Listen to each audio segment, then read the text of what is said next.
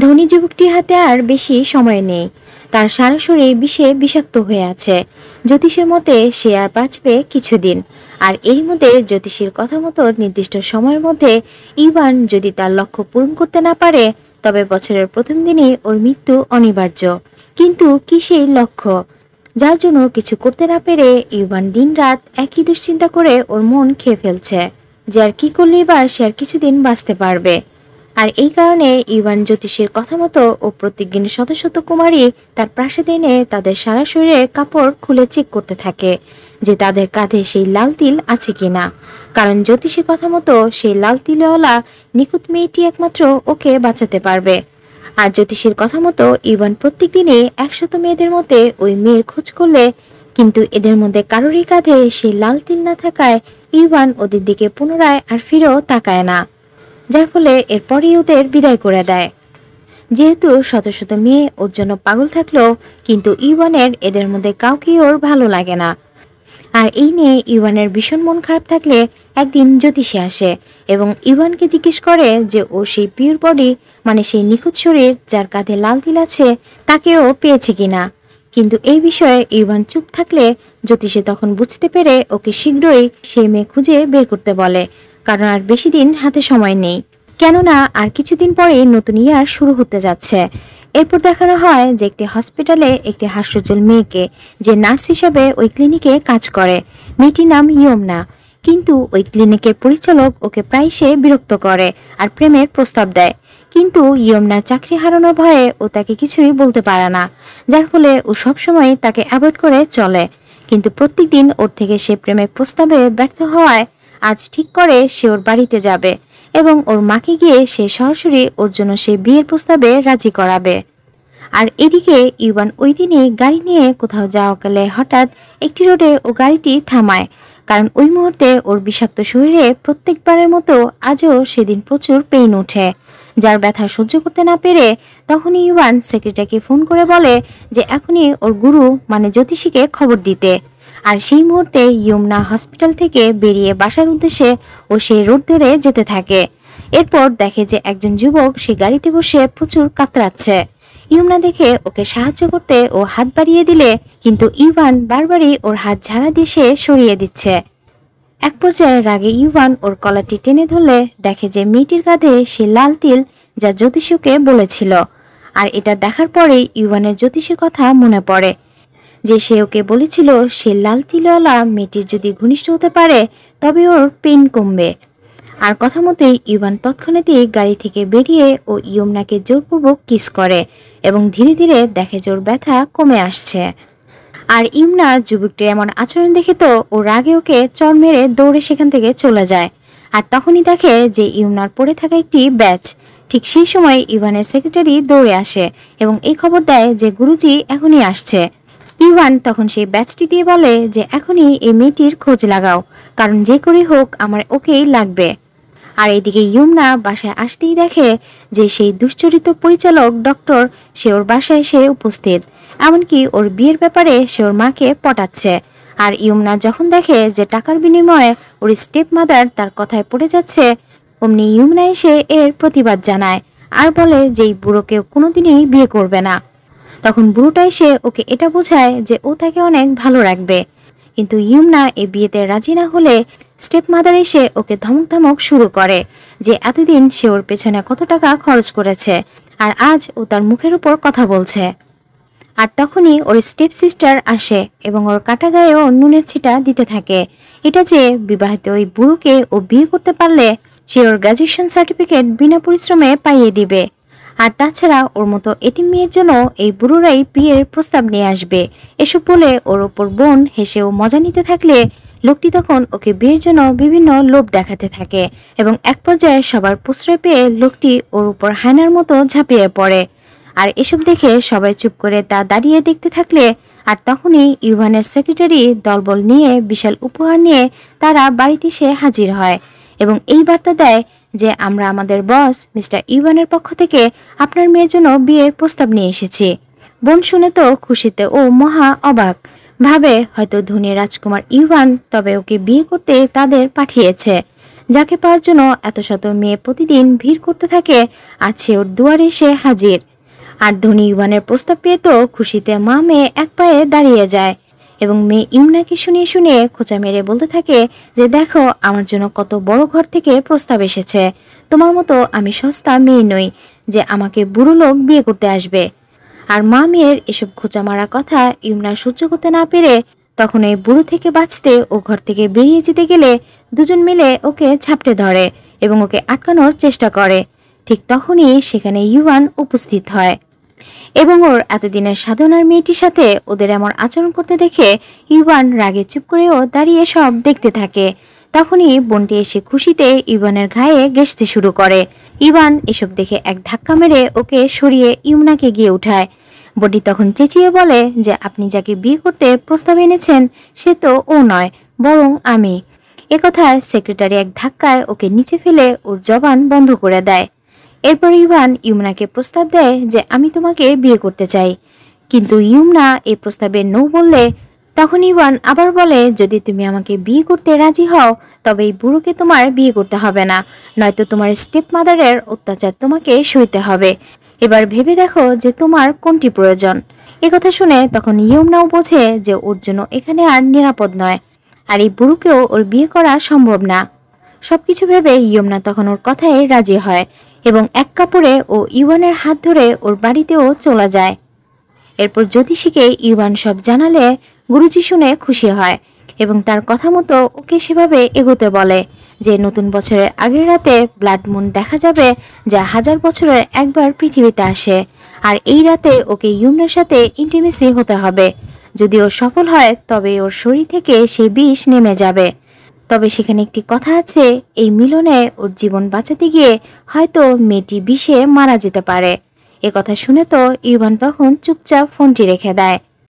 আর এর কিছুক্ষণ পরে ওর সামনে ইমনা আসে আর বলে যে আমি এখানে আপনার বাড়িতে এসেছি, এর মানে এই না যে আমি আপনাকে বিয়ে করতে চাই।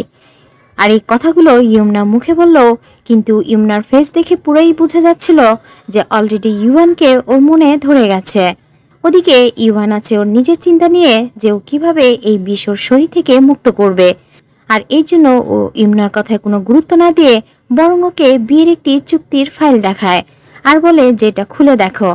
তো ফাইলটি ইমনা খুলতেই বিয়ের একটি এগ্রিমেন্ট দেখে, আর এটা দেখতে ইমনার মুখে আরেকটু হাসির ঝলক ফুটে ওঠে। এরপর হেসে বলে যে আপনার আর আমার তো এখনো ভালো করেই পরিচয়ই হলো না, তবে আমাদের মধ্যে বিয়ে কিভাবে সম্ভব।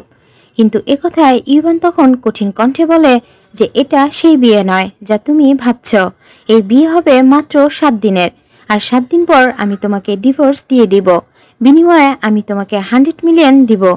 এসব কথা শুনে তো তখন ওই মুহূর্তে ইমনার হাসি মুখ মুহূর্তেই মলিন হয়ে যায় যে সে শুধু এর জন্য ওকে বিয়ে করতে চাচ্ছে।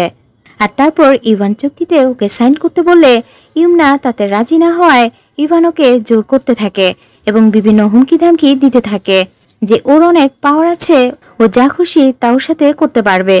তখন ইমনা সব দিক থেকে ও অসহায় হওয়ায় অন্যদিকে ওর খুব টাকারও প্রয়োজন ছিল। এসব ভেবে তখন ও সেই চুক্তিতে সাইন করতে রাজি হয়। এরপর ও চুক্তিতে সাইন করার পর ফাইলটি নিয়ে ইভান চলে যায়। আর তখনই কলেজ থেকে ইমনার একটি ফোন আসে যে ওর আজ গ্র্যাজুয়েশন সার্টিফিকেট অনুষ্ঠানে অ্যাটেন্ড হওয়ার কথা, কিন্তু দেরি হওয়ায় ইমনা বলে আমি এখনই সেখানে আসছি। আর তখনই ইমনা দৌড়ে ওর কলেজে অনুষ্ঠানে যায় এবং সেখানে পার্টিসিপেট করে। এরপর এক এক করে প্রিন্সিপাল সবাইকে সম্মানের সাথে সার্টিফিকেট প্রদান করলে এরপর আসে ইমনার নাম। তো ওকে সম্মানের সাথে প্রিন্সিপাল ডিপ্লোমা সার্টিফিকেট প্রদান করলে স্টেপ সিস্টারের দেখে ওর খুব হিংসে লাগা শুরু হয় আর বলে যে ওয়েট করো, কিছুক্ষণ পরেই তোমার খেলা শুরু হবে। কেননা ওর কোনো কিছুর ভালোতে সৎবোনের কোনো কিছুতেই সহ্য হয় না। আর তার কিছুক্ষণ পরে স্ক্রিনে ভেসে ওঠে ওই মেডিকেলের পরিচালকের সাথে, মানে সেই বুড়ো ডক্টরের সাথে ওর কিছু ঘনিষ্ঠ ছবি। আর এসব ছবি দেখে তো সবাই অবাক হয়ে যায়। তখন বোনটি দেখে বলে যে মেয়েটি আমাদের কলেজের একমাত্র কলঙ্ক, কারণ ও জেনে বুঝে আমাদের কলেজের পরিচালকের সাথে সম্পর্ক করেছে যাতে বিনাশ্রমে গ্র্যাজুয়েশন সার্টিফিকেট পেতে পারে, আর এই ছবি হচ্ছে তার প্রমাণ। এসব বলে ইমনাকে সবার সামনে ওর সম্পর্কে বাজে মন্তব্য করতে থাকলে ইমনা সবাইকে বোঝানোর খুব ট্রাই করে যে এই লোক আমাদের বাড়িতে এসেছিল আমাকে বিয়ের প্রস্তাব দিতে, কিন্তু তার সাথে আমার পূর্বে কোনো ব্যক্তিগত সম্পর্ক ছিল না। কিন্তু এ কথায় কেউ ওর কোনো কথা বিশ্বাস করে না এবং এক পর্যায়ে প্রিন্সিপাল ওর সার্টিফিকেটটি সে ছিনিয়ে নেয় এবং সেটি সে ছিঁড়ে ফেলে আর ওকে এখান থেকে সে পুরোপুরি বহিষ্কৃত করে। আর ওর এতদিনের পরিশ্রম চোখের সামনে বৃথা হতে দেখলে ইমনা কষ্টে তখন ও সেখানে কাঁদতে থাকে। ওদিকে ওকে কষ্ট দিতে পেরে সৎবোনের মন এতক্ষণে শান্তি পায় আর মনে মনে এটাই বলতে থাকে যে তুমি যেভাবে সেদিন আমার কাছ থেকে সুদর্শন সেই ইউভানকে কেড়ে নিয়েছ, আজ আমিও তোমার এতদিনের অর্জন 1 মিনিটে ধুলোয় মিশিয়ে দিলাম। আর তখনই সেখানে ইউভানের আগমন হয় এবং সবার উদ্দেশ্যে এটা বলে যে বিয়ের প্রস্তাব সে নয়, বরং ওই দিন আমিই দিতে গিয়েছিলাম। আর এত বড় ধনী খ্যাতিবান ব্যক্তিকে দেখে কলেজের সবাই হতবাক হয়ে যায়, ভাবে যে হয়তো মিস্টার ইভান এই অনুষ্ঠানে অ্যাটেন্ড হতে সে এসেছে, কারণ এত বড় মেডিকেল ভার্সিটিটি প্রধান পরিচালক একমাত্র ইভান নিজেই। এরপর প্রিন্সিপাল ইভানকে দেখে ইউমনার চরিত্র নিয়ে বাজে প্রলাপ করতে শুরু করলে ইভান তার জবান নিচু করে বরং তাকে এই কলেজ থেকে পদত্যাগ করতে বলে এবং তাকে এখান থেকে লোক দিয়ে বের করে দেওয়া হয়। এরপর ইউভান ইউমনাকে কোলে তুলে সবার সামনে ও এই পরিচয় দেয় যে সে হচ্ছে আমার একমাত্র স্ত্রী, আর তাই আমার আগে ওকে কারোরই কিছু বলার কোনো অধিকার নেই। এ কথা বলে ইউমনাকে ওখান থেকে নিয়ে চলে যায়। এরপর বাসায় ফিরে এসে দেখে যে ইউভানের ছোট সৎ ভাই কিছু উপহার নিয়ে এসে বসে আছে আর ওরা আসতেই ভাইটি তখন বলে ওঠে, শুনেছি তুমি বিয়ে করেছ, তাই ভাবির জন্য একটি উপহার এনেছি। একথা বলে ডালা থেকে কাপড় উঠালে দেখা যায় যে সেখানে দুটি বিধবা পোশাক রয়েছে যা স্বামীর মৃত্যুর পর মেয়েরা পরিধান করে। আর এই পোশাক দেখে তো ইউমনা হতভম্ব হয়ে যায় যে সে ওর জন্য এমন পোশাক কেন এনেছে। তখন সৎ ভাইটি বলে যে হয়তো ভাই আপনাকে একথা বলেনি যে তার হাতে আর বেশি সময় নেই, কেননা তার সারা শরীরে বিষে ছেয়ে আছে আর সময় মতো সে পিওর বডি না পেলে আসছে নিউ ইয়ারে তার মৃত্যু হতে যাচ্ছে। আর তিনি মারা গেলেই আপনি তখনই বাকি জীবন স্বামী ছাড়া ফেরারি স্ত্রী হতে যাচ্ছেন। একথা শুনে ইউভান অমনি সৎ ভাইকে আচ্ছা মতো পেটাতে থাকে আর বলে যে আমার আগে আমি তোর কবর খুঁড়বো আগে। একথা বলে ওকে এসব নিয়ে বাড়ি থেকে বেরিয়ে যেতে বলে। এদিকে ইউমনাকে এ ব্যাপারে কিছু ইউভান না জানায় ওর মনে তখন হঠাৎ আতঙ্ক জাগে এবং এতক্ষণে ওর চুক্তি সেই বিয়ের করার কারণ ও বুঝতে পারে। এটা ভাবে যে সে এই জন্য ওকে দ্রুত বিয়ে করতে চেয়েছে, যে সে আর বেশি দিন বাঁচবে না। আর এই বিষয়ে ইউমনা জানতে চাইলে ইভান তখন এ ব্যাপারে কোনো প্রশ্ন করতে ওকে নিষেধ করে। আর ইউমনা তখন চুপচাপ ও চলে যেতে গেলে তখনই ইভানের আবারও সে পেইন শুরু হয়। তখন ওকে এমন কাতরাতে দেখে ইউমনা জিজ্ঞেস করে যে আপনার কি হয়েছে। আর এদিকে ইভান গুরুজির কথা মতো ওর ব্যথা কমাতেও ইউমনার ইন্টিমেসি হওয়ার চেষ্টা করে এবং ওকে আবারও জোরপূর্বকও কিস করে। আর এভাবেই ইউমনা ধীরে ধীরে ওর মনের অজান্তে ও ইভানের প্রতি আরও দুর্বল হতে শুরু করে। পরদিন গুরুজি ইউভানের ট্রিটমেন্ট করার সময় আবারও বলতে থাকে যে নিউ ইয়ার আসতে আর বেশি দিন সময় নেই, তাই যে করে হোক ইউমনার সাথে ওকে ক্লোজ হতে হবে, নয়তো ইভানকে বাঁচানো সম্ভব হবে না। কারণ ইভানের মতো যুবক, সুদর্শন, রিচ এবং খ্যাতিমান পুরুষের বেঁচে থাকার এই পৃথিবীতে প্রয়োজন আছে। অন্যদিকে সে এই উদাহরণ দেয় যে ইউমনার পৃথিবীতে কেউ নেই, ওর মৃত্যুতে কারো কোনো ক্ষতি হবে না, তাই ওর মৃত্যু নিয়ে ইভান যেন বেশি দুশ্চিন্তা না করে এবং আর এই বিষয়ে দেরি না করে তার কথা মতো ওকে মেনে চলতে বলে। আর তার এই সম্পূর্ণ কথা ইউমনা যখন আড়াল থেকে যখনই ও শুনে ফেলে যে ইভানকে জীবনের বিনিময়ে ওর জীবন চলে যাবে, তখন এসব শুনে ইউমনার মন খারাপ হয়ে যায় এবং এতদিনে ইভানের প্রতি ওর এত মায়া সবকিছু তখন ওর কাছে ফিকে লাগতে শুরু করে যে সে তবে ওকে তার নিজের প্রয়োজনে ওর প্রতি এতদিন সে করুণা করেছে, কেননা ও যাকে এতদিন ভালোবেসে এসেছে সে একটুকুর জন্য ওকে সে ভালোবাসেনি। পরদিন ইউমনা কিছু একটা সেলাই করার সময় হঠাৎ ইউভানকে দেখে সেটা আবার লুকিয়ে ফেলে এবং ও কাছে আসতেই তখন এই কথা বলে যে তুমি আমাকে শুরু থেকে এই পর্যন্ত অনেক হেল্প করেছ, কিন্তু তোমাকে আমি এর বিনিময়ে কখনোই কিছু দিতে পারিনি। একথা বলে ইউমনা ও তার জন্য নিজের হাতে সেলাইকৃত একটি স্কার্ফ এগিয়ে দেয় আর বলে যে এটা তোমার জন্য। কিন্তু ইভান দেখে বলে যে অহেতুক এসবের আমার কোনোই প্রয়োজন নেই। একথা বলে যখনই ইউমনার মায়াভরা মুখের দিকে তাকায় তখনও অনিচ্ছা সত্ত্বেও ইভান স্কার্ফটি নিয়ে নেয় আর দেখে যে তাতে লেখা যে তুমি দীর্ঘজীবী বেঁচে থাকো এবং সুখী হও। আর এই দুটো কথাই কেন জানি ইভানের মনে হঠাৎ মোচড় মেরে ওঠে, কিন্তু কাউকে ও বুঝতে না দিয়ে ও চুপচাপ সেটা নিয়ে চলে যায়। এরপর সেক্রেটারি এসে ইভানকে 4টি ছবি দেয়, যার একটি স্থানটায় ইউমনার কবর খোঁড়া হবে, মানে ওর মৃত্যুর পর ওকে সেখানে সমাহিত করা হবে। আর ছবিগুলো ইউয়ান যখন মনমরা হয়ে ইউমনার হাতে দেয়, তখন তার মধ্য থেকে একটি ওকে স্থান নির্বাচন করতে বলে। তো ইউমনা ব্যাপারটিও বুঝে যায়, কিন্তু ইউয়ানের সামনে এই অভিনয় করে যে ও ব্যাপারে কিছুই জানে না, যার কারণে ও যখনই ইউয়ানকে একথা বলে যে ওরা সেখানে হানিমুনে যাচ্ছে কিনা, একথা শুনে ইউয়ানের মুখে কোনোই জবাব আসে না। এরপর ও একটি প্লেস নির্বাচন করলে ইউয়ান সেই ছবিটি নিয়ে চুপচাপ চলে যায়। এরপর নতুন ইয়ারের ঠিক আগের দিন ইউয়ান গুরুজির সাথে বসে যখন কুণ্ডলী দেখে ও ডেট সময় ফিক্সড করছিল, হঠাৎ ইউয়ানের মন ইউনার দিকে ঘুরে ফিরে সেদিকে চলে যায়। ওদিকে গুরুজি কি বলছে ইউয়ানের কানে তার কিছুই পৌঁছায় না, শুধুমাত্র ইউনার ওকে দেওয়া স্কার্ফের লেখাটি ওর চোখে মুখে বারবার তা ভেসে উঠতে থাকে, আর মন ওর দিকেই বারবার টানছে। এরপর ইভান যখন বাসায় আসে তখন গৃহকর্মীর কাছে শুনতে পায় যে ম্যাডাম কাউকে কিছু না বলে বিকেলের দিকে সে বের হয়েছে, কোথায় গেছে তা কেউ জানে না। কথা শুনে তো তখন ইভান ভাবে, তবে কেউ আমার সাথে ইন্টিমেসি না হতে পালিয়ে গেল। আর এসব ভেবেই তখন ওর সেক্রেটারিকে ফোন করে এবং গাড়ি বের করতে বলে। এরপর ওরা জিপিএস ফলো করে সেই স্থানটিতে আসে যেখানটায় ইউমনা আছে, আর দেখে যে এটি সেই স্থান যে স্থানটি ইউমনা চুজ করেছিল।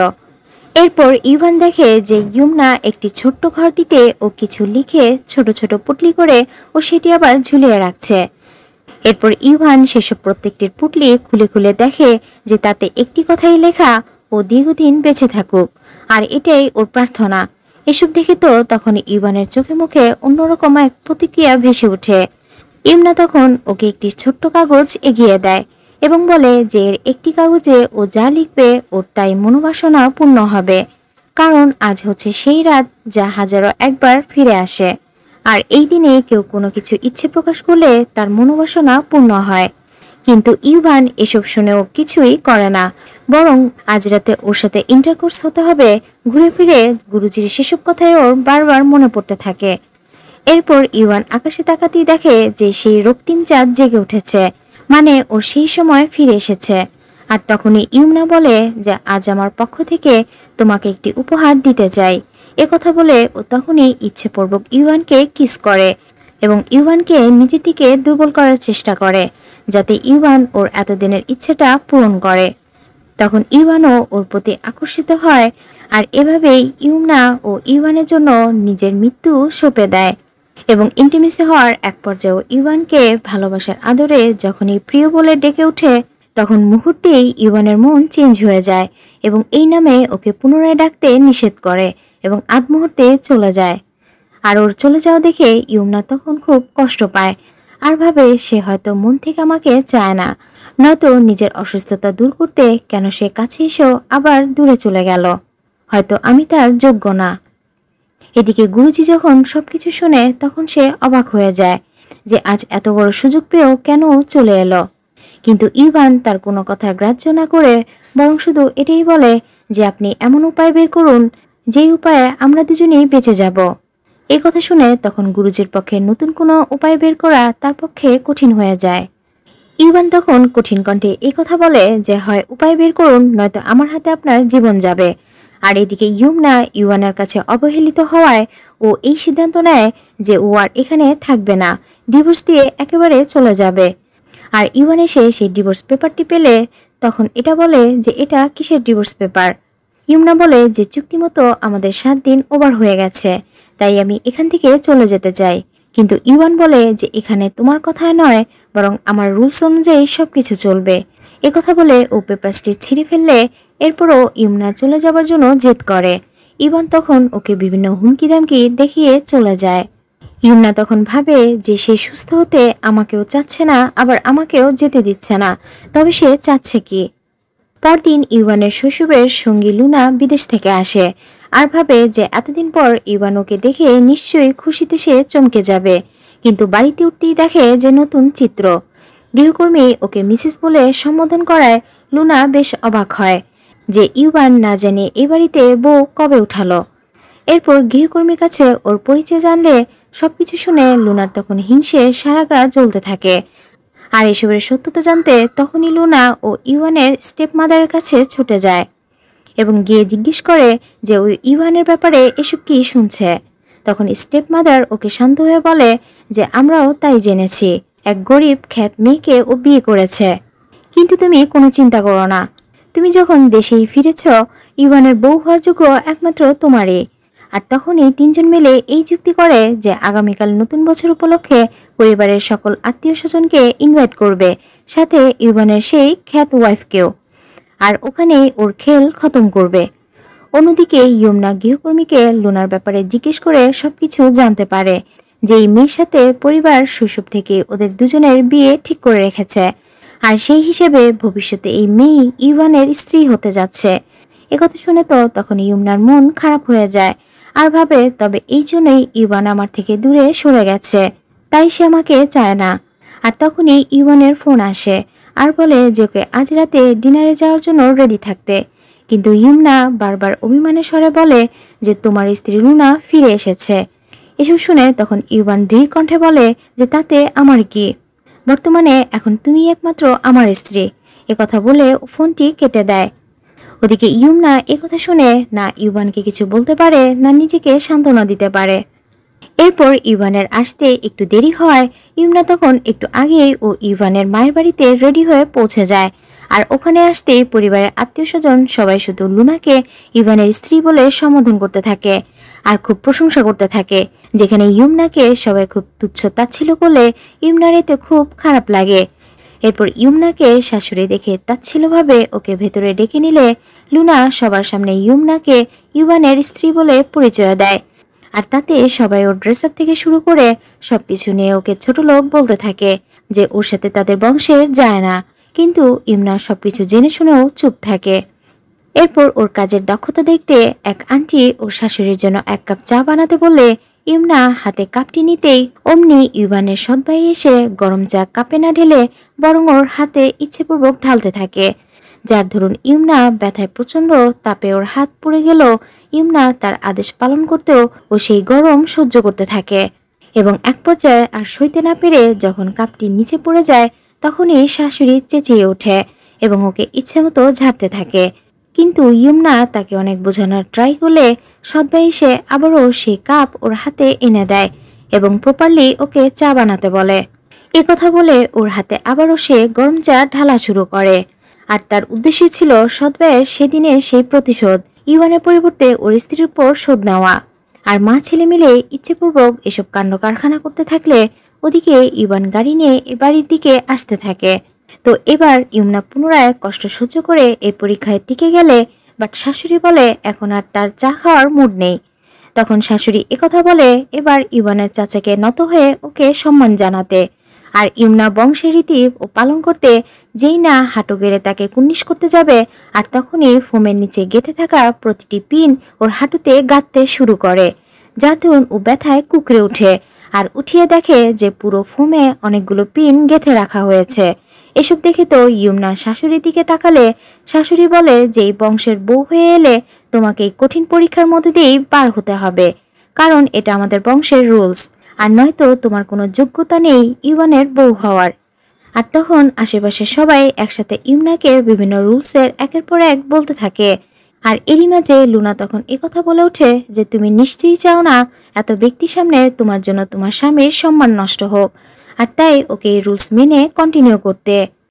ইয়মনা তখন ভাবে যে ইওয়ান ওর জন্য যা কিছু করেছে তার জন্য তার কাছে অনেক ঋণী, আর তাই শুধুমাত্র ইওয়ানের সম্মানের কথা ভেবেই ও পুনরায় হাঁটু গেড়ে বসে এবং শত ব্যথা সহ্য করে ওর পা আঘাতে রক্তাক্ত হতে থাকে। আর সৎভাই সেখানে সে ওর উপর আরো সে চাপতে থাকে, আর এক পর্যায়ে ও দুর্বল হয়ে নিচে পড়ে যায়। বাকিরা তখন সবাই এমনভাবে মজা নিয়ে দেখতে থাকে যেন তারা কোনো সার্কাস দেখছে। আর তার কিছুক্ষণ পরেই ইওয়ান আসে এবং সবাই ওর সাথে স্বাভাবিক আচরণ করতে থাকে, মনে হয় যেন কিছুই হয়নি। কিন্তু ইওয়ানের চোখে চারিদিকে শুধু ইয়মনাকে খুঁজতে থাকে আর ওকে কোথাও না দেখে তাদেরকে জিজ্ঞেস করে যে ইয়মনা কোথায় গেছে। তখন মা ছেলে সহ সবাই একথা বলে ওঠে ওর বউকে তারা এখনো দেখেনি। তখন ইউয়ান ভাবে যে হয়তো ইউমনা এসে এখনো পৌঁছায়নি। এই জন্য ও ফিরে যেতে গেলে তখনই হাত পা বাঁধা ইউমনা পা দিয়ে টেবিল ধাক্কাতে থাকে, যার দরুন সেই শব্দে ইউয়ান পেছনে ফিরেও টেবিলের কাপড় যখনই উঠাতে যায় তখন এই লুনা ইউয়ানকে অন্য বুঝ দিয়ে ও সেখান থেকে ওকে সরিয়ে নেওয়ার চেষ্টা করে। এবার ইউয়ান যখন পুনরায় ঠিক একই শব্দ শুনতে পায়, ইউয়ান তখন কারো কথা না শুনে বরং ও সেই টেবিলের দিকে যায় এবং কাপড় উঠিয়ে দেখে যে ওখানে ওর প্রিয় মানুষটিকে ওরা হাত পা বেঁধে আধমরা করে রেখেছে। আর ওর এমন অবস্থা দেখে ইউয়ানের চোখে সাথে সাথে পানি চলে আসে এবং ইউমনাকেও কোলে জড়িয়ে নেয়। আর তারপর ওর হাত পার বাঁধন খুলতে গিয়ে দেখে যে ওর হাতে বিভিন্ন জায়গায় ফোসকা পড়ে গেছে। আর এই কাজ কে করেছে রাগান্বিত স্বরে জিজ্ঞেস করলে শাশুড়ি তখন চাকে কেন্দ্র করে উল্টো ওর উপর সে দোষ চাপাতে থাকে। তখন ইউয়ান বলে যে এই কাজের জন্য এ বাড়িতে অসংখ্য লোক ছিল, আপনি কেন ওর সাথে এমনটি করলেন?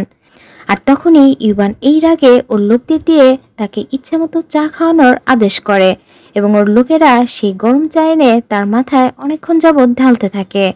এমনকি সৎ ভাই ওর সাথে এই হাল করায় ওকেও ইউয়ান এমন মার মারতে থাকে, শেষ পর্যন্ত মরার ভয়ে সৎ ভাই দু হাতে ক্ষমা চাইতে থাকে আর বলতে থাকে যে তোমাকেও একদিন মরতে হবে, আর সেই দিনটি বেশি দূর নেই, আর সেদিন আমি তোমার উপর এমন প্রতিশোধ নেব তোমার রক্ত মাংসগুলো কুকুরকে দিয়ে খাওয়াবো।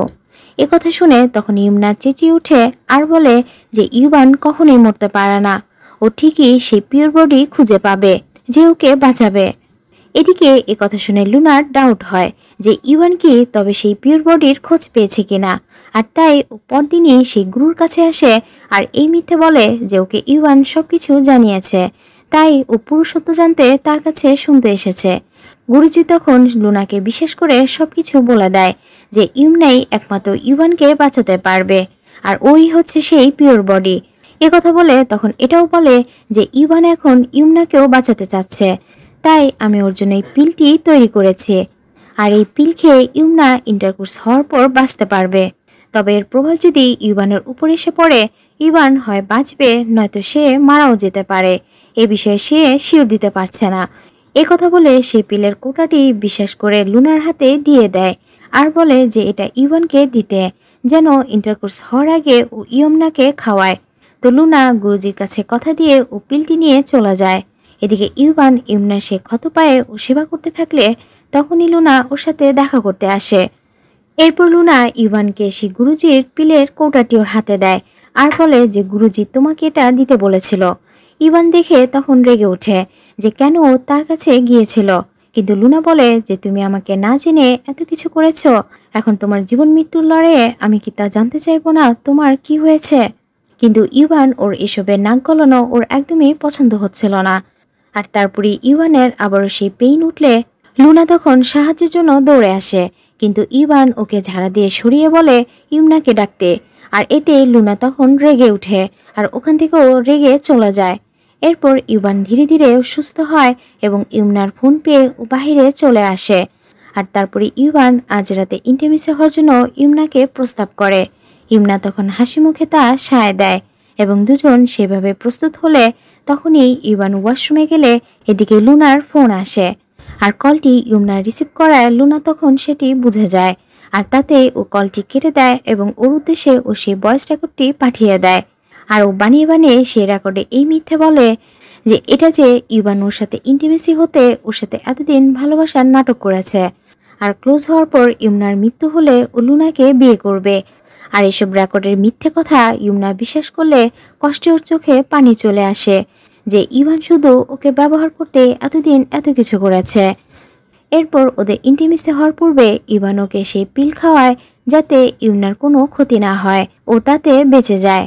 আর সেই পিলটি খাওয়ানোর আগে ইউয়ান আরেকবার গুরুজিকে ভালো করে জিজ্ঞেস করে নেয় যে এতে ইউমনার কোনো সমস্যা হবে কিনা, কিন্তু তার জবাবে ইউয়ান এবার আশ্বস্ত হয়ে তবেই সেই পিলটি ইউমনাকে খাওয়ায়।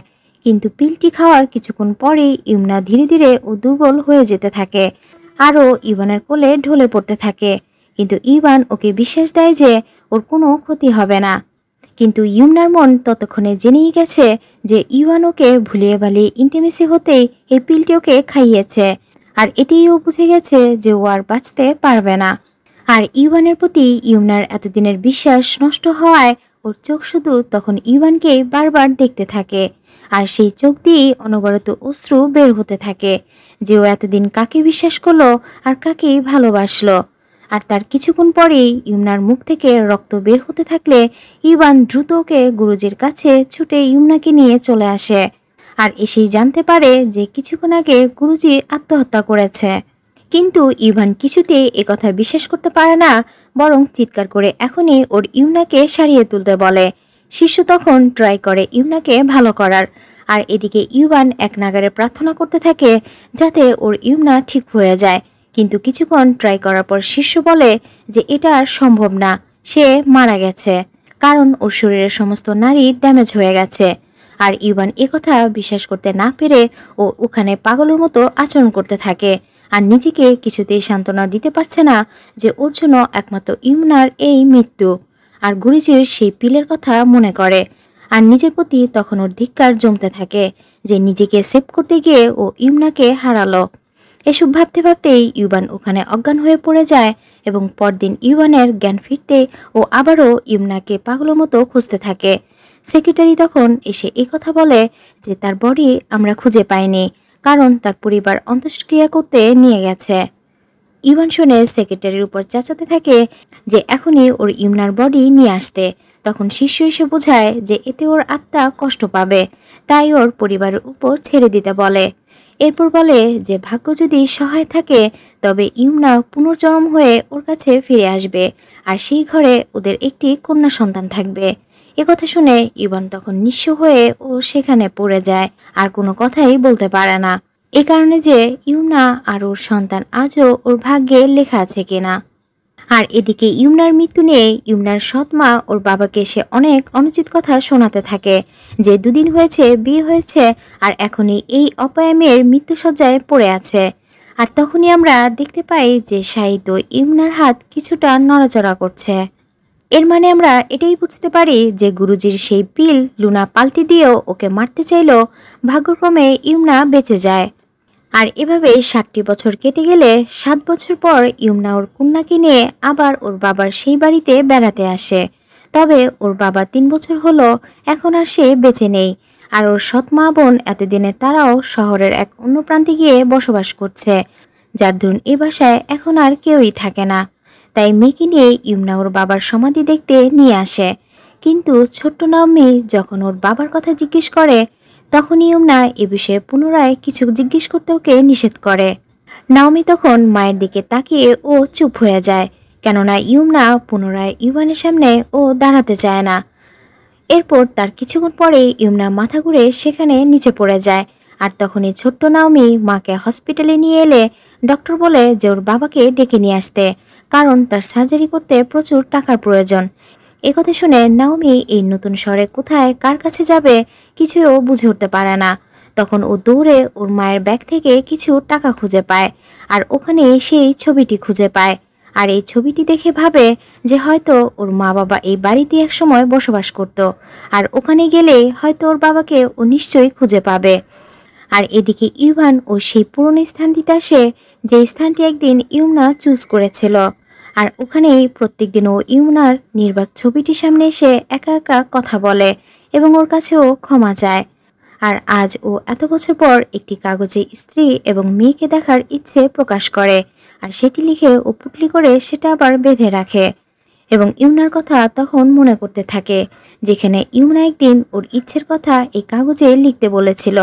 আর সন্তানের কথা ভেবেই ইভান একটি সেখানে সোনার লকেট রেখে দেয়, সাথে সেখানে একটি জ্যাকেটও রেখে দেয়। আর অন্যদিকে সেই ছোট্ট নাওমি ও সেই ছবি নিয়ে বাড়ি খোঁজ করতে করতে সেই স্থানটিতে চলে আসে। এদিকে ইভানের একটি কল আসায় ও অন্য দরজা দিয়ে বের হওয়ায় বাবা মেয়ের আর দেখা হয় না, যার ধরুন নাওমি ওখানে ওর মায়ের ছবি দেখে বুঝতে পারে তবে নিশ্চয়ই ওর বাবাও এখানে থাকে। আর রেখে যাওয়া চিঠিটি পড়ে তখন এটাও বুঝতে পারে এখানে থাকা সবকিছু ওর বাবা ওর জন্য রেখে দিয়েছে, যার ধরুন ওর টাকা জোগাতে ও জ্যাকেটটি পরে নেয়, আর সেই লকেটটিও সাথে করে নিয়ে চলে যায়। এরপর ইভান ও কথা বলা শেষে যখন আবারও সেই স্থানটিতে আসে তখন ওখানে কিছু না খুঁজে পাওয়ায় তখনই সেক্রেটারিকে কল করে এখনই সেই চোরকে খুঁজে বের করতে বলে। এদিকে নাওমি এসে সে লকেটটি এনে ডক্টরকে দিলে ডক্টর দেখে সন্দেহ হয় আর বলে যে এটা তুমি কোথায় পেলে। ততক্ষণে ইভানও ওর পিছনে সে এখানেও চলে আসে আর লকেটটি সে দেখতেই ওর টান দিয়ে সেটি নিয়ে নেয় আর বলে যে এটি আমার, কেন তুমি চুরি করেছ।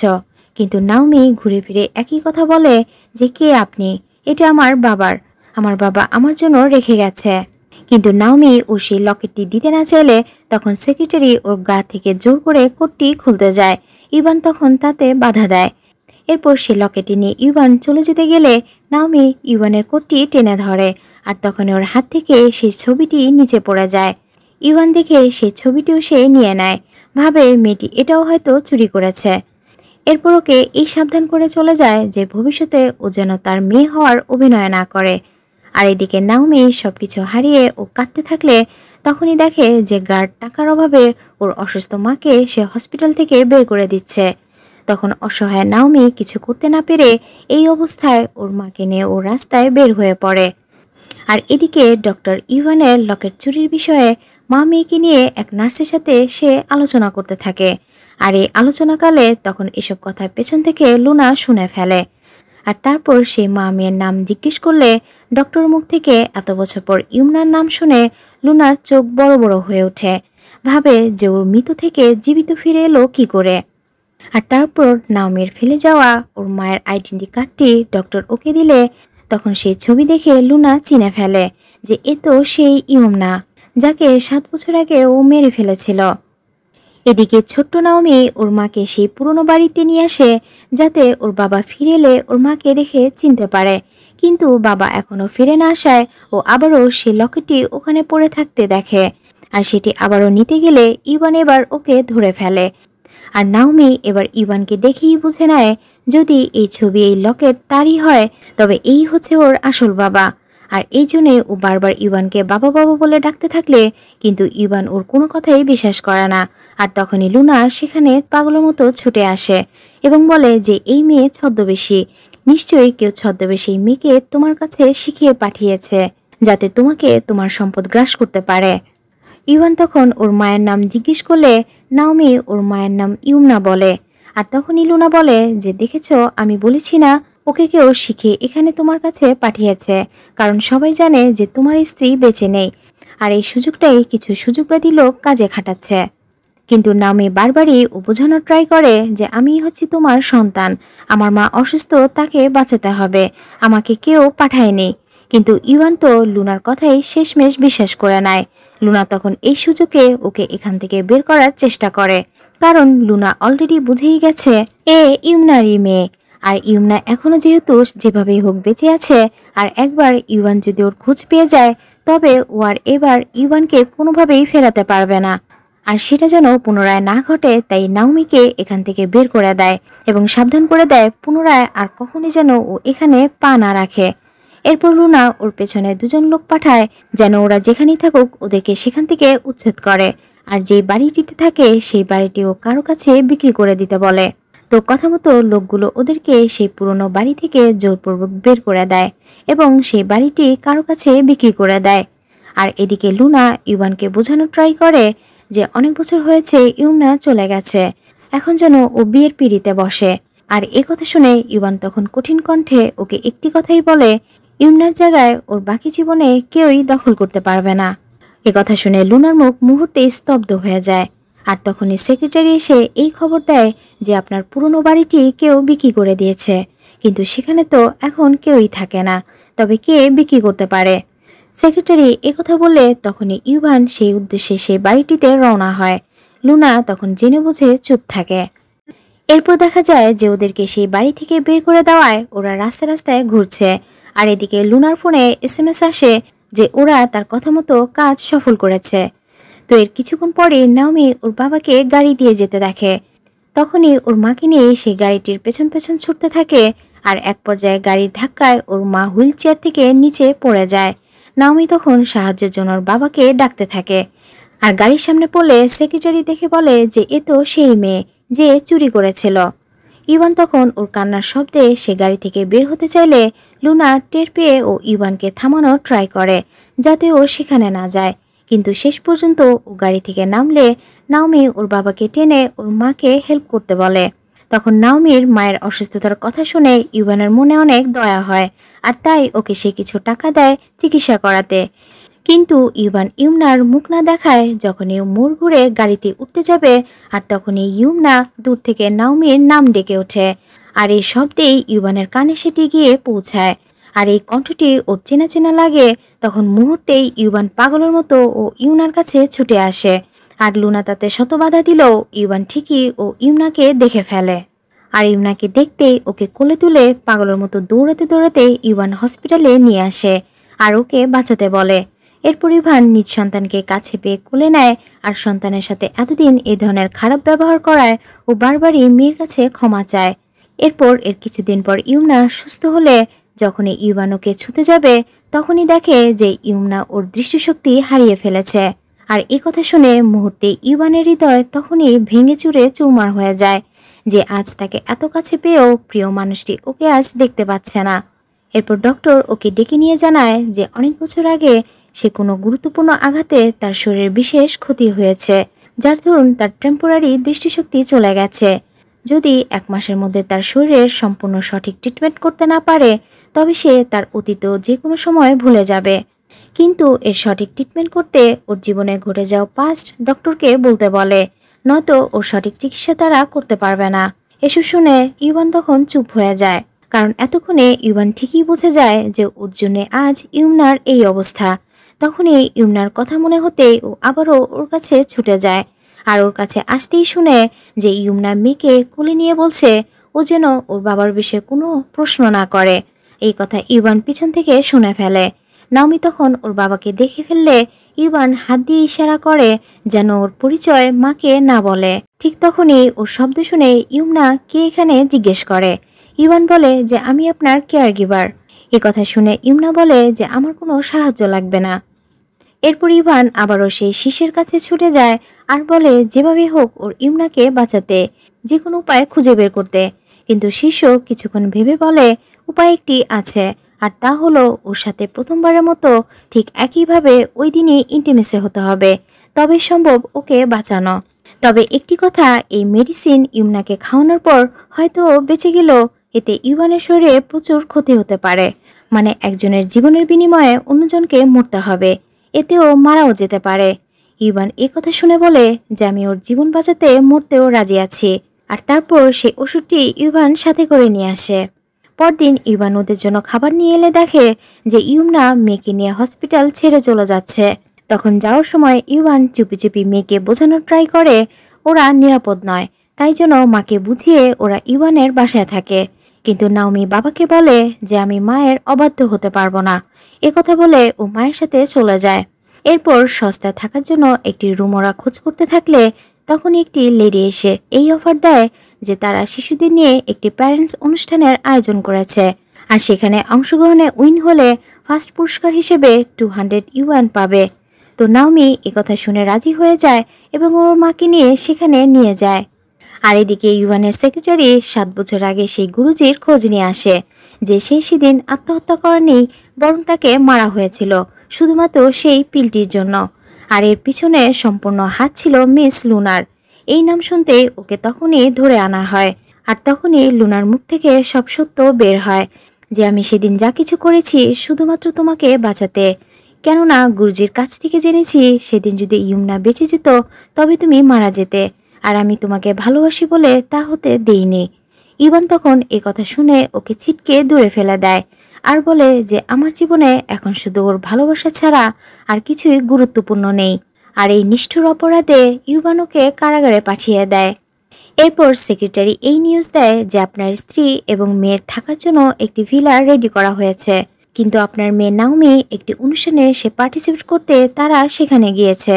ইভান শুনে তখন ও সেই অনুষ্ঠানে যোগ দিতে যায়, আর ওই অনুষ্ঠানটি প্যারেন্টস নিয়ে হওয়ায় উপস্থাপক তখন বাবার জন্য নাওমিকে অংশগ্রহণ করা থেকে বঞ্চিত করে।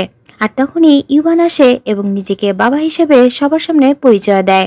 তো ইউমনার প্রথমে আপত্তি থাকলেও শুধুমাত্র মেয়ের জন্য সেই কেয়ার গিভারকে ক্ষণিকের জন্য নাওমির বাবা হিসেবে ও মেনে নেয়। এরপর ওদের সবার মধ্যে খেলার একটি প্রতিযোগিতা হয়, আর সেই প্রতিযোগিতায় একটি শিশু চালাকি করে ইউমনাকে ধাক্কা দেওয়ায় ওরা পিছিয়ে পড়ে, ফলে এতে ওরা হেরে যায়। আর এটি নাওমি দেখে ফেলায়। তখন এই নিয়ে ওদের সাথে সেই বাচ্চাটির বাবা মার দ্বন্দ্ব শুরু হয়। তো বাচ্চাটির বাবা সেই ইভানকে বিভিন্ন হুমকি ধামকি দিতে শুরু করে। এসব শুনে তখন ইউমনা সেখান থেকে চলে যেতে চাইলে ইভান তখন এর শেষ দেখতে ওদের অপেক্ষা করতে বলে। এরপর সেই লোকটি ইভানকে ভয় দেখাতে তার কোম্পানির ম্যানেজারকে ডাকা শুরু করে। তো ম্যানেজার এসে ইভানকে দেখেই সে ভয়ে জড়সড় হয়ে যায় এবং ওকে দেখা মাত্রই সে সম্মান করতে থাকে, কারণ ইভান ওই কোম্পানির একমাত্র বস যা ওই লোকটি জানে না। তখন উল্টো ম্যানেজার বাচ্চাটির বাবাকে সে চাকরি থেকে বহিষ্কৃত করার ধমকি দিতে থাকে, যেখানে লোকটি এর কারণ কিছুই সে বুঝে উঠতে পারে না। এরপর ম্যানেজার সেই ইভানের পরিচয় দিতে গেলে ইভান তখন চোখের ইশারায় ম্যানেজারকে আসল পরিচয় গোপন রাখতে বলে। না জেনে ইউমনা এসব কিছু জেনে যায়। আর তারপর উপস্থাপক ওদের সহ আরেকটি গ্রুপকে উইন করলে এরপর দুজনকে তাদের সন্তানের সামনে ভালোবাসার বহিঃপ্রকাশ করতে বলে। তো ইভান তার সেক্রেটারির সহযোগিতায় ও ইউমনাকে বিয়ের রিং পরিয়ে দেয় এবং কিছুক্ষণের জন্য ও ইউমনাকে জড়িয়ে ধরে। এতে অন্ধ ইউমনার কাছে কিছুটা অবাক লাগলেও পরে ভেবে নেয় যে হয়তো সে নাওমির জন্য এখানে এসব অভিনয় করে যাচ্ছে। ওদিকে ছোট্ট নাওমি ঠিকই বুঝতে পারে যে ওর বাবা সত্যি ওর মাকে যে অনেক ভালোবাসে, যেটা সে ওর মাকে বলতে পারছে না। এরপর ওরা সেই শো থেকে বের হলে তখনই ইভানের কাছে সেই শিষ্যের ফোন আসে এবং ওকে সে এটা মনে করিয়ে দেয় যে আজ হচ্ছে বছরের সেই দিন যে রাতে সে রক্তিম চাঁদের দেখা পাওয়া যাবে। আর আজ রাতের মধ্যে ও যদি ইউমনার সাথে ইন্টিমেসি না হয় তবে ইউমনাকে বাঁচানো যাবে না। আর এসব শোনার পরপরই ইভান বারবারই ও ইউমনার দিকে ফিরে তাকাচ্ছিল। এরপর ওদেরকে এক মিথ্যে বলে ও নিজের বাড়িতে এনে ওদেরকে উঠায়। আর ইউমনা সেই মিথ্যে বিশ্বাস করেই ওর মেয়েকে নিয়েও ওই বাড়িতেই ওঠে। এরপর রাতে ডিনারের সময় ইভান সেই একই পিল নিজের ড্রিঙ্কসে ঢেলে দেয়, যে পিলটি ইউমনা 7 বছর আগে ওকে বাঁচাতে খেয়েছিল। কিন্তু আজ ইভান ইউমনাকে বাঁচাতে যখন সেই পিল মেশানো ড্রিঙ্কসটি ও পান করছিল তখন ওর চোখ কান্নায় ছলছল করছিল, যে হয়তো ওর পরিবারের সাথে এটাই হয়তো ওর শেষ বিশেষ মুহূর্ত। আর এই মুহূর্ত লাইফে আর ফিরে আসবে কিনা তা ওর জানা নেই। এরপর ইউমনাকে কিছু নেশা জাতীয় পান করানোর পর ইউমনা ওর প্রতি দুর্বল হয়ে যায় এবং ওই রাতেই দুজনের মধ্যে মিলন হয়। কিন্তু ইন্টিমেসি হওয়ার সময় ইভানের চোখগুলো তখন ওকে ছেড়ে যাবার কষ্টে পানিতে ছলছল করছিল। পরদিন সকালে ইউমনার ঘুম ভাঙতে ও সবকিছু আবার আগের মতো দেখতে পায় এবং কাল রাতের কথা ও সব মনে পড়তেই তখন ও নিজেকে অনেক ছোট ভাবতে শুরু করে যে ও একজন অপরিচিতের সাথে এসব কি করেছে। এদিকে ইভান নিজ সন্তানকে শেষবারের মতো ও বিদায় দিচ্ছে আর বলছে যে আজ হয়তো সে ওকে আর স্কুল থেকে পিক আপ করতে পারবে না, তার ড্রাইভার ওকে নিয়ে আসবে। কিন্তু অবুঝ নাওমি এটা বুঝতে পারছে না যে বাবা কেন হঠাৎ এসব বলছে এবং বাবার সামনে কি হতে চলেছে। এরপর নাওমি চলে যাবার সময় ইভান ওকে বুকে জড়িয়ে বিদায় দেয়। আর ওদিকে ইউমনা খুঁজতে খুঁজতে ওর কাছে আসতে ও ইভানকে দেখতেই চিনে ফেলে যে ওর সামনে ওর প্রতারক স্বামী দাঁড়িয়ে আছে, যাকে ও এত বছর ঘৃণা করে এসেছে। এমনকি কাল রাতের ঘটনায় ওর অসহায়তার পুনরায় সুযোগ নেওয়ায় ইউমনা আবার ওকে ভুল বোঝে এবং ওকে সেখানে এক চড় মারে, যার ফলে ইভান ওকে কিছু বোঝানোর আগেই ইউমনা ওকে আবারও ছেড়ে চলে যায়। আর এদিকে ইভানের শরীরে সেই বিষের ব্যথা উঠায় ও সেখানেই ছটফট করতে থাকে এবং ওখানেও মারা যায়। এরপর অনেকদিন পর নাওমি ওর মাকে সেই পুরনো ভিলাতে নিয়ে আসে, কিন্তু ইউমনা এখানে না আসতে চাইলেও মেয়ের কথায় ও সেখানে আসে। এরপর সেখানে থাকা সকল পুটলিগুলো ও খুলে খুলে দেখে যে সেখানে একটিমাত্র কথা লেখা, ওর আর ওর সন্তানের দীর্ঘজীবী হোক। এসব লেখা দেখে ইউমনা বুঝতেই ওর রাগে ওখান থেকে চলে যেতে যায়, কিন্তু তখনই সেই শিশুটির সাথে ওর দেখা হয় আর ইউমনাকে দেখতেই সে চিনে ফেলে। এরপর সেই ইভানের লেখা শেষ চিরকুটটি ওর হাতে দিয়ে বলে যে এটা আপনার জন্য। ইউমনা দেখে যে ওখানেও সেই একই কথা লেখা। তখনও এসব অ্যাভয়েড করতে চাইলে শিষ্য বলে যে আপনার একটি সত্য জানা উচিত। তখন ইউমনা জিজ্ঞেস করে যে কি সেই সত্য। শিষ্য বলে যে আপনার জন্য নিজের জীবন দিয়ে গেল, আপনি তাকে অবহেলা কেন করছেন।